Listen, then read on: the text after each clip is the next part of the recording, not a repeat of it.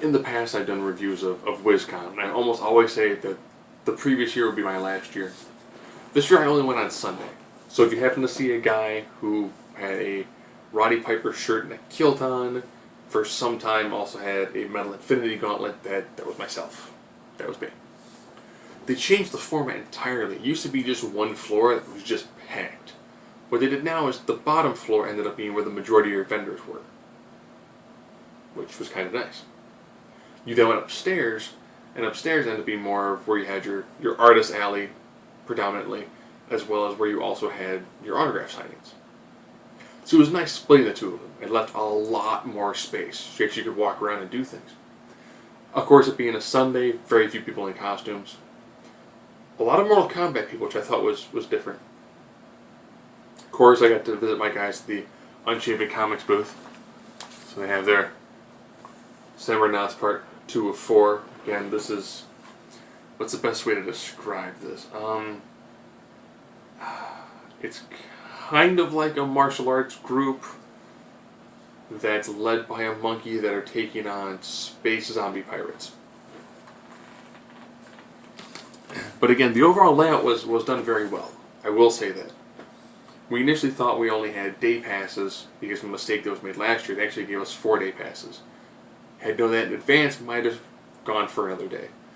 The main focus of Sunday was to try to get Ricky the Dragon Steamboat.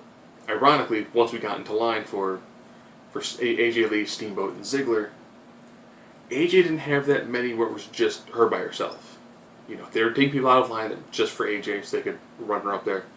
And she's tiny. She's super tiny. Ironically, I'm larger than Dolph.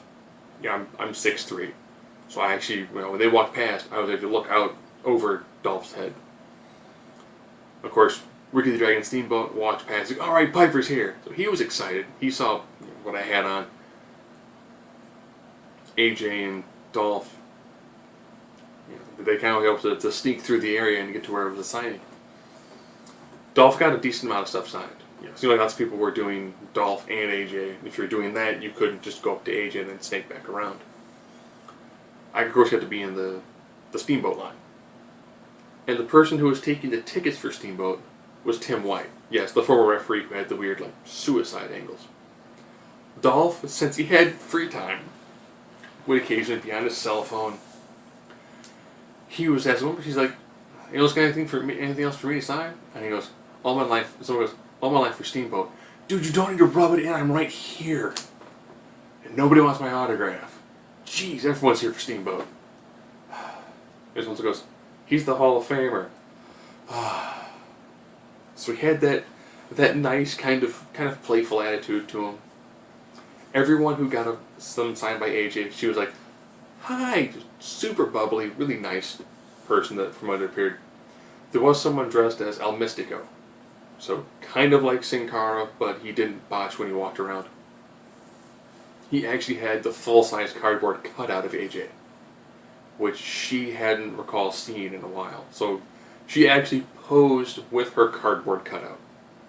Interesting. Do the other walkthrough. It is always weird to see Michael Rosenbaum with hair. He was the guy who was Lex Luthor in the Smallville series. It was just weird seeing him with hair. James Marster, who you might know from Spike, Buffy the Vampire Slayer, as well as being Brainiac in Smallville. Dude's got himself pretty buff all of a sudden. I used to see him more on the skinnier side. Now it looks like he's back down a little bit of hurting muscle on him. So I don't know if he's trying for action roles or not. And of course, getting to meet Chris Claremont, so I got him sign my Iron Fist bind and my Psylocke bind. So all in all, the layout was nice. The only thing that really kind of sucked is if you wanted to kill some time to do some shopping before you did an autograph, you had to leave the autograph area, come all the way out, go down, hook around, go to where everything was at for there.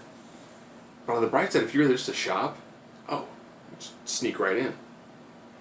I don't know if they did that because it was more convenient or it was because the main hall, which is normally has WizCon, was taken over by a monetary exhibit, like a money fair. All in all, the layout was kind of nice, kind of confusing, because they didn't really come out and say, "Oh, hey, by the way, people are here, people are here." I knew it was 2 floors from getting the program in advance. All in all, not bad. The sad thing is, this used to be an event that I went to for 4 days. And today, we finished pretty much everything by about 2 o'clock. So it went from a 4-day event to about a 4-hour event.